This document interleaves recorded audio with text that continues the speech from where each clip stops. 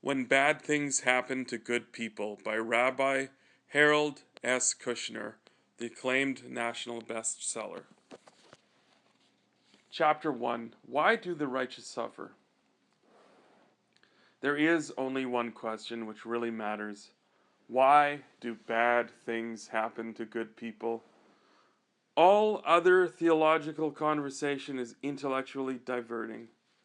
Somewhat like doing the crossword puzzle in the Sunday paper and feeling very satisfied when you've made the words fit, but ultimately without the capacity to reach people where they really care. Virtually every meaningful conversation I've ever had with people on the subject of God and religion has either started with this question or gotten around to before long. Not only the troubled man or the woman who has just come from a discouraging diagnosis at the doctor's office, but the college student who tells me that he's decided that there is no God, or the total stranger who comes to me up at a party just when I'm ready to ask the hostess for my coat and says, "I hear you're a rabbi. How can you believe that? ... They all have one thing in common. They're all troubled by the unfair distribution of suffering in the world. The misfortunes of good people are not only a problem to the people who suffer and to their families, they're a problem to everyone who wants to believe in a just and fair and livable world. They inevitably raise questions about the goodness, the kindness, even the existence of God.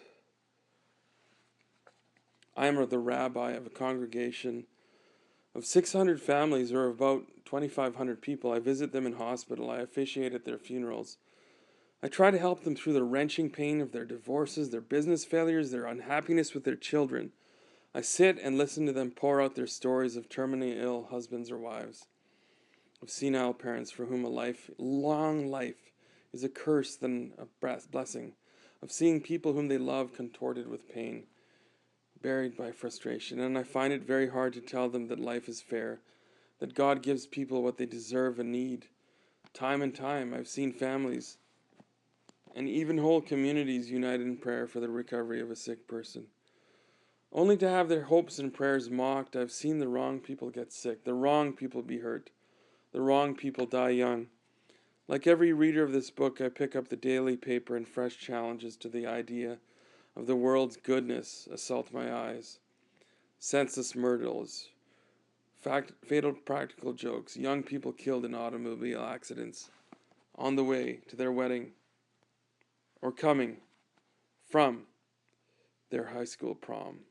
I add these stories to the personal tragedies I've known, and I have to ask myself, can I, in good faith, continue to teach people that the world is good and that a kind and loving God is responsible for what happens in it? People don't have to be unusual, saintly human beings to make us confront this problem. We may not even find ourselves wondering, why do totally unselfish people suffer?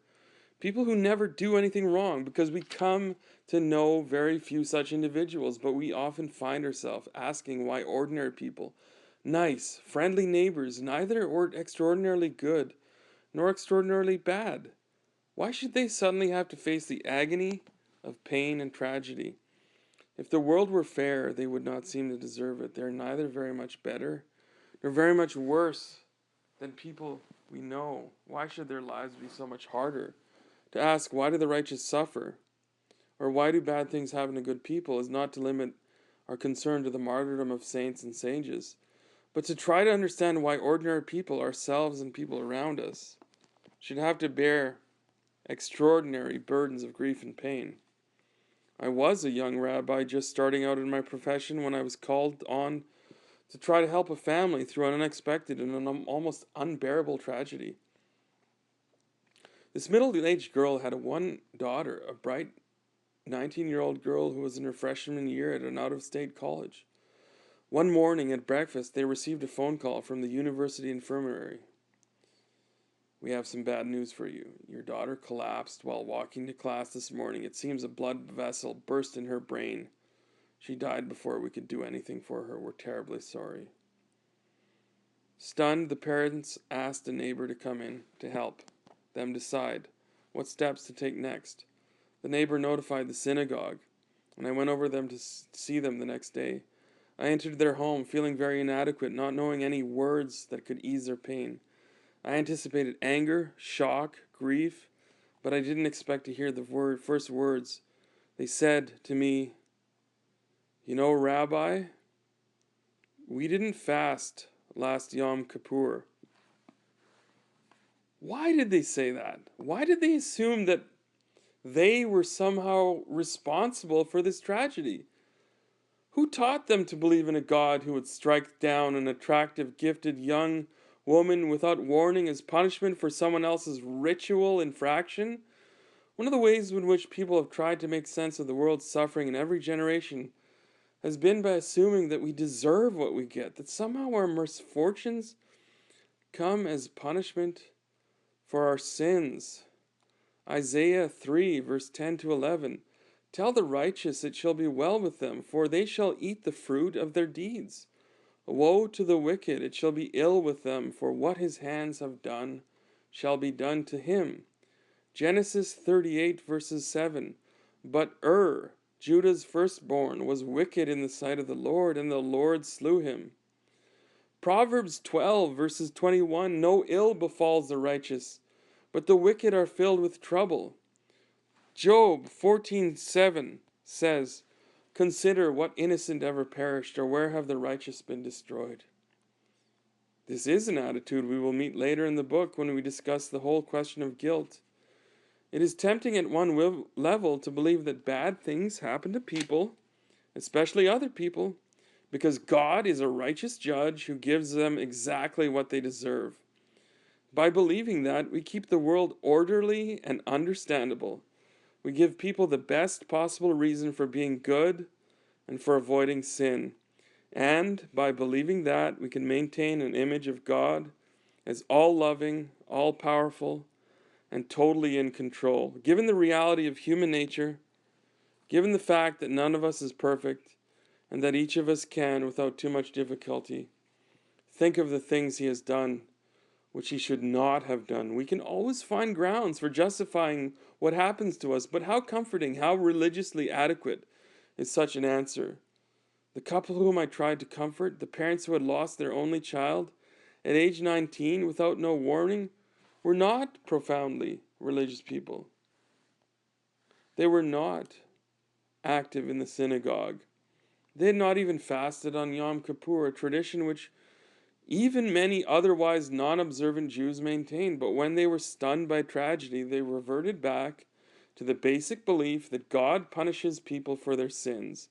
They sat there feeling that their daughter's death had been their fault. Had they been less selfish and less lazy about the Yom Kippur fast some 6 months earlier, she might still be alive. They sat there angry at God for having exacted his pound of flesh so strictly, but afraid to admit that their anger for fear that he would punish them again. Life had hurt them, and religion could not comfort them. Religion was making them feel worse. The idea that God gives people what they deserve, that our misdeeds cause our misfortune, is a neat and attractive solution to the problem of evil at several levels. But it has a number of serious limitations. As we have seen, it teaches people to blame themselves. It creates guilt, even when there is no basis for guilt. It makes people hate God, even as it makes them hate themselves. And most disturbing of all, it does not even hit the facts. Perhaps if we have lived before the era of mass communication, we could have believed this thesis as many intelligent people of those centuries did. It was easier to believe then. You needed to ignore fewer cases of bad things happening to good people. Without newspapers and television, without history books, you could shrug off the occasional death of a child or a saintly neighbor. We know too much of the world to do that today. How can anyone who recognizes the names Auschwitz and My Lai, or who has walked the corridors of hospitals and nursing homes, dare to answer the question of the world's suffering by quoting Isaiah? Tell the righteous it shall be well with them. To believe that today, a person will either have to deny the facts that press upon him from every side, or else define what he means by righteous in order to fit the inescapable facts. We would have to say that a righteous person was anyone who lived long and well, whether or not he was honest or charitable, And a wicked person was anyone who suffered, even if that person's life was otherwise commendable. A true story. An 11-year-old boy of my acquaintance was given a routine eye examination at school and found to be just nearsighted enough to require glasses. No one was terribly surprised at the news. His parents both wear glasses, as does his oldest sister. But for some reason the boy was deeply upset at the prospect, and would not tell anyone why. Finally, one night as his mother was putting him to bed, the story came out. A week before the eye examination, the boy and two older friends were looking through a pile of trash that a neighbor had set out for the collection, and found a copy of the magazine Playboy. With a sense that they were doing something naughty, they spent several minutes looking at the pictures of unclothed women. When, a few days later, the boy failed the eye test at school and was found to need glasses, he jumped to the conclusion that God had begun the process of punishing him with blindness for looking at those pictures. Sometimes we try to make sense of life's trials by saying that people do in fact get what they deserve, but only over the course of time. At any given moment, life may seem unfair, and innocent people may appear to be suffering. But if we wait long enough, we believe we will see the righteousness of God's plan emerge. So, for example, the 92nd Psalm praises God for the wonderful, flawlessly righteous world He has given us, and hints that foolish people find fault with it because they're impatient and don't give God the time it takes for His justice to emerge. Psalm 92, verses 6 to 8, and verses 13 and 16. How great are your deeds, O Lord! Your thoughts are very deep. The ignorant man does not comprehend them, nor does the fool understand them. When the wicked spring up like grass, and workers of iniquity flourish, it is that they may be destroyed forever. The righteous shall flourish like the palm tree, and grow mighty like a cedar of Lebanon, to declare that the Lord is upright, my rock, in whom there is no unrighteousness. The psalmist wants to explain the world's apparent evil as in no way compromising God's justice and righteousness. He does it by comparing the wicked to grass, and the righteous to a palm of cedar. If you plant grass seed and a palm tree seed on the same day, the grass will start to sprout much sooner. At that point, a person who knew nothing about nature might predict that the grass would ultimately grow to be higher and stronger than the palm tree, since it was growing faster.